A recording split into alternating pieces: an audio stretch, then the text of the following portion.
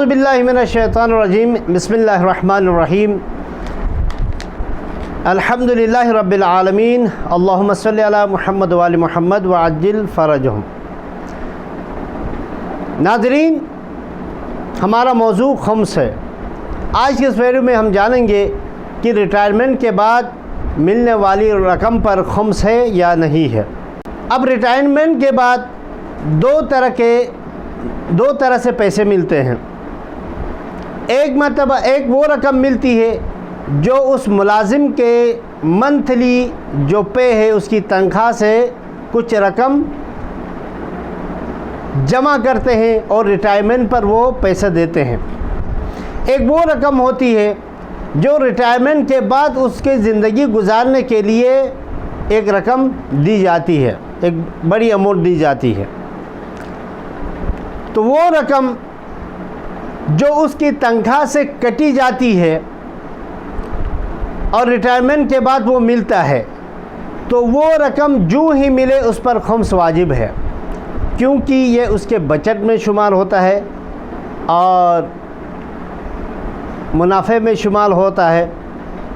تو اس وجہ سے کیونکہ مہینے کا جو تنخواہ ہے وہ اس کو تنخواہ تو مل چکا ہوتا ہے، اسی تنخواہ سے ہے کچھ پیسہ جمع کر کے ریٹائرمنٹ کے بعد اس کو دیتے ہیں، تو یہ رقم جو ہی انسان کے ہاتھ میں آ جائے اس پر خمس واجب ہوتا ہے۔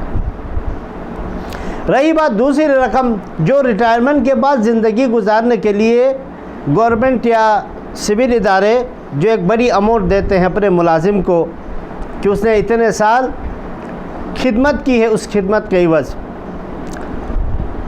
تو اگر وہ رقم اپنے اخراجات میں خمس کی تاریخ تک خرچ ہو کے جو بچ جائے اس پر خمس ہے۔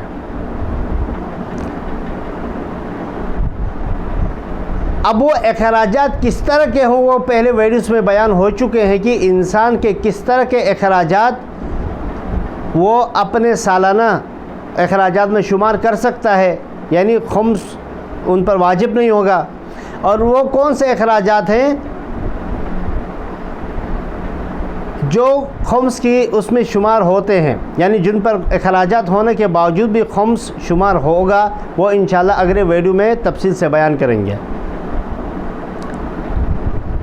تو خمس کی تاریخ آنے پر جو کچھ بچ جائے اس پر خمس واجب ہوگا، یا اگر تاریخ اس معین نہیں کی ہے سال کے بعد دے رہا تو سال کے اینڈ میں جو جتنے رقم اس پہ اس کے پاس بچ جائے گی اس پر خمس واجب ہوگا۔